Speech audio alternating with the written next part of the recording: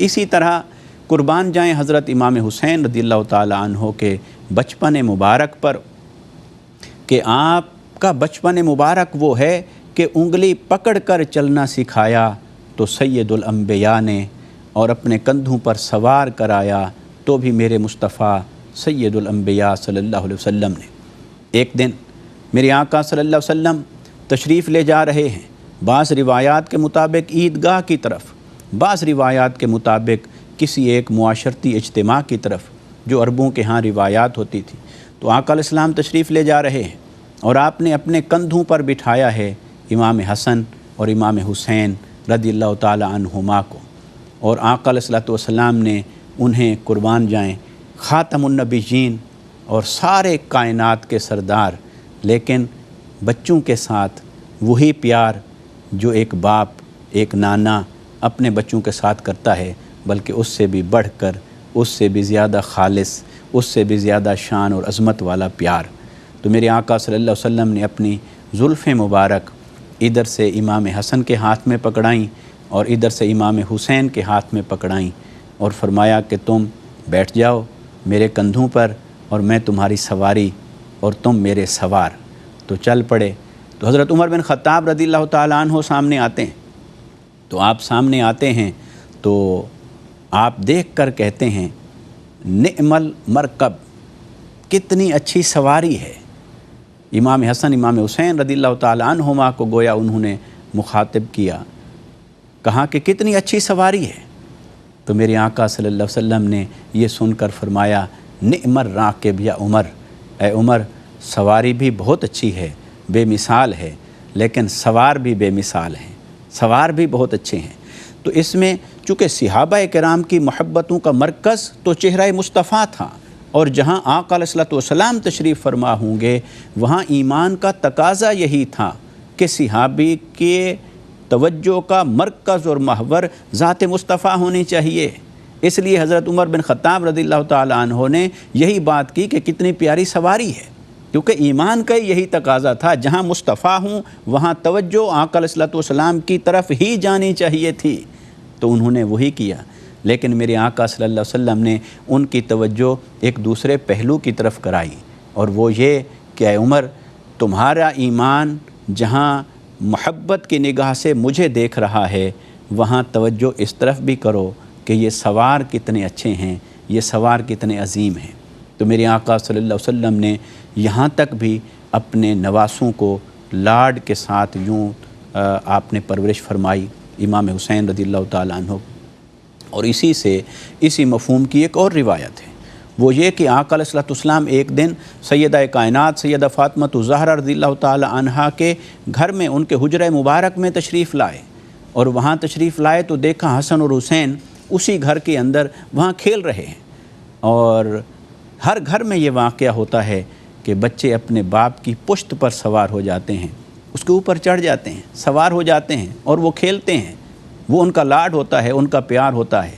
تو میرے آقا صلی اللہ علیہ وسلم جب تشریف لاتے ہیں سیدہ کائنات رضی اللہ تعالی عنہا کے گھر میں، اور حسن اور حسین جیسے دو پھول وہاں ہیں جن کے بارے میں میرے آقا صلی اللہ علیہ وسلم نے فرمایا، حدیث مبارک میں فرمایا ہما ریحانتے، کہ یہ دونوں جنت کے پھول ہیں، یہ میرے پھول ہیں۔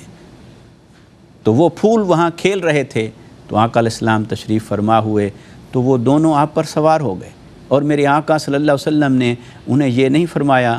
کہ میرا مقام دیکھو، منصب دیکھو اور میرے ساتھ کیا کر رہے ہو، نہیں، کیونکہ وہ بھی میرے آقا نے اپنی سنت سے دکھانا تھا کہ گھر میں بچوں کے ساتھ کیسے رہنا ہے اور گھر میں خواتین کے ساتھ کیسے بیہیو کرنا ہے۔ وہ ساری سیرت تو اس اسوہ حسنہ سے ہی حاصل ہونی تھی۔ اس لیے میرے آقا صلی اللہ علیہ وسلم کا پیار دیکھیے، میرے آقا صلی اللہ علیہ وسلم فرماتے ہیں، فرمایا کہ آؤ میرے شہزادو تو میرے اوپر سوار ہو جاؤ، اور وہ لفظ میں نہیں بول سکتا اور کوئی نہیں بول سکتا جو لفظ میرے آقا صلی اللہ علیہ وسلم نے اپنے بارے میں فرمایا میں تمہاری سواری بنتا ہوں، اور اس سواری کی جگہ میرے آقا صلی اللہ علیہ وسلم نے وہ لفظ استعمال فرمایا جو کوئی والد، کوئی باپ یا نانا یا دادا اپنے بچوں کے لیے کہتا ہے یا کہہ سکتا ہے۔ تو میرے آقا صلی اللہ علیہ وسلم نے فرمایا آؤ میں تمہاری سواری بنتا ہوں اور تم میری پشت پہ سوار ہو جاؤ۔ چنانچہ ایسا ہی ہوا۔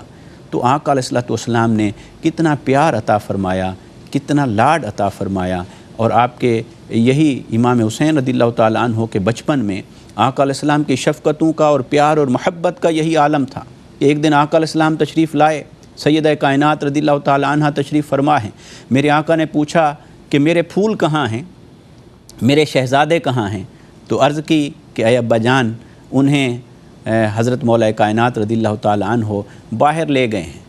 تو گویا جیسے باپ اپنے بچوں کو باہر لے کے جاتا ہے، آؤٹنگ ہے، سیر ہوتی ہے، باہر کا دکھانا ہوتا ہے، تو فرمایا کہ وہ وہاں لے گئے ہیں۔ تو آقا علیہ الصلوۃ والسلام نے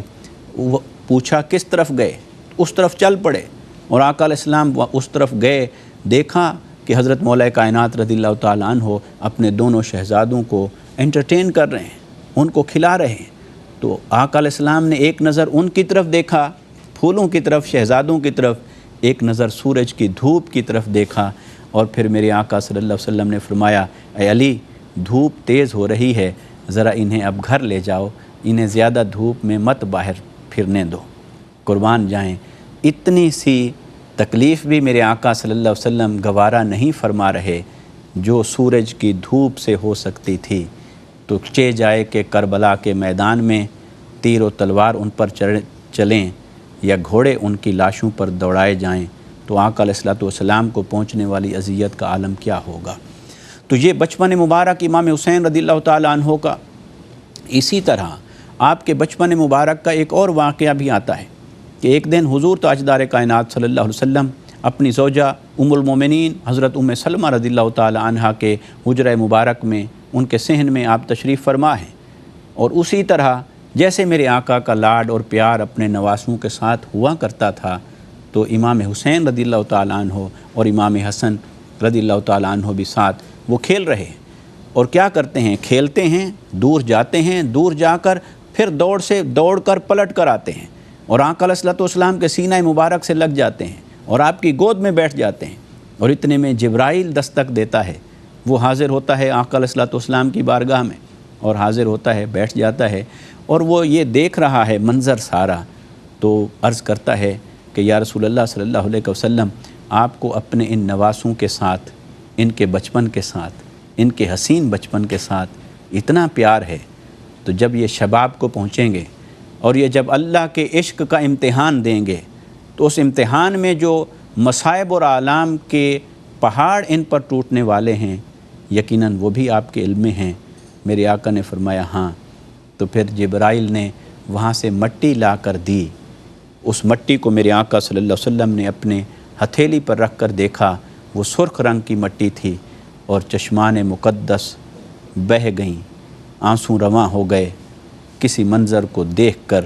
نگاہ نبوت سے یا سوچ کر علم نبوت سے۔ اور میرے آقا صلی اللہ علیہ وسلم نے حضرت ام سلمہ رضی اللہ تعالی عنہا کو بلا کر فرمایا اسے محفوظ رکھ لو اور اسے دیکھتے رہنا، جس اذا تحولت حاذہ ترمت و دبن حاذہ تربت و دمن فعلمی ان ابن الحسین قد قتلا، اسے دیکھتے رہنا، جب یہ مٹی خون میں بدل جائے تو سمجھ جانا کہ میرا بیٹا حسین شہید کر دیا گیا ہے۔